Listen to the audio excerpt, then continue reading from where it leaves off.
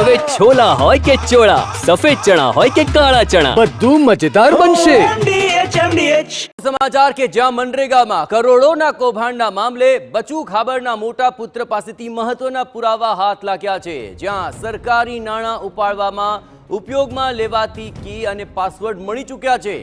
માત્ર સરકારી અધિકારીઓ પાસે આ કી હોય છે. બળવંત ખાબડ પાસે કી કેવી રીતે પહોંચી તે હવે સૌથી મોટો તપાસનો વિષય છે. છેલ્લા ઘણા સમયથી આ મામલો તૂલ પકડી રહ્યો છે અને મનરેગા યોજનાના આ કૌભાંડને લઈને જે તપાસનો ધમધમાટ ચાલ્યો તેમાં હવે એક બાદ એક મહત્વપૂર્ણ ખુલાસા થઈ રહ્યા છે. હવે બળવંત ખાબડ પાસેથી કી કેવી રીતે પહોંચી તેને લઈને તપાસ થઈ રહી છે. કારણ કે માત્ર ઉચ્ચ અધિકારીઓ પાસે જ આ કી અને પાસવર્ડ રહેતા હોય છે, તો આખરે બચુ ખાબડ પાસે આ કી કેવી રીતે પહોંચી તેને લઈને હવે તપાસ થશે તો મોટા નામ ખુલવાની પણ શક્યતાઓ જોવા મળી રહી છે. બચુ ખાબડના મોટા પુત્ર પાસેથી આ મહત્વપૂર્ણ આવા હાથા લાગ્યા છે કે જ્યાં સરકારી નાણાં ઉપાડવામાં ઉપયોગમાં લેવાતી કી અને પાસવર્ડ તેની પાસેથી મળી આવ્યા. અત્યાર સુધીની તપાસમાં એક મોટો ખુલાસો સામે આવી રહ્યો છે. જ્યાં માત્ર સરકારી અધિકારીઓ પાસે આ પ્રકારની કી અને પાસવર્ડ રહેતા હોય છે, તો બચુ ખાબડ પાસેથી કેવી રીતે આ તમામ બાબતો પહોંચી તે અત્યંત મહત્વપૂર્ણ છે. મનરેગામાં કરોડોના કૌભાંડના મામલે જે તપાસનો ધમધમાટ ચાલી રહ્યો છે તેમાં આ સૌથી મોટો પુરાવો હાથ લાગ્યો છે. બચુ ખાબડના મોટા પુત્ર પાસેથી આ મહત્વના પુરાવા હાથ લાગ્યા છે. સરકારી નાણાં ઉપાડવામાં ઉપયોગમાં લેવાતી કી અને પાસવર્ડ તેની પાસેથી મળી આવ્યા છે. આમ તો આ આખી ગુપ્ત બાબતો સરકારી અધિકારીઓને તાબે રહેતી હોય છે, તો પછી બળવંત ખાબડ પાસે આ કી કેવી રીતે પહોંચી? આખરે શું મિલીભગત છે તમામ અધિકારીઓ સાથે, મોટા અધિકારીઓ સાથે શું સાંઠગાંઠ હતી કે તેને કારણે આ પ્રકારના કી અને પાસવર્ડ તેની પાસેથી મળી આવ્યા? તે હવે શંકાના દાયરામાં છે.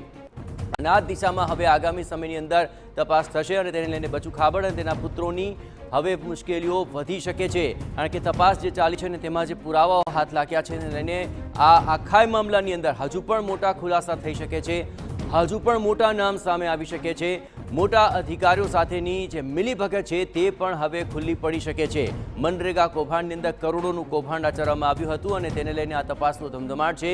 એક બાદ એક કરીને બચુ ખાબડના બંને પુત્રોને પકડીને તેની આખરે પૂછપરછ કરવામાં આવી, જેમાં બળવંત ખાબડ પાસેથી પૂછતાછની અંદર આ મહત્વપૂર્ણ પુરાવો હાથ લાગ્યો કે સરકારી નાણાં ઉપાડવા માટેના તમામ પુરાવા તેની પાસેથી મળી આવ્યા છે. વધુ વિગતે વાત કરવા જોડાઈ રહ્યા છે દાહોદથી સંવાદદાતા પ્રિતેશ પંચાલ. પ્રિતેશ, આ એક મહત્વપૂર્ણ પુરાવો છે.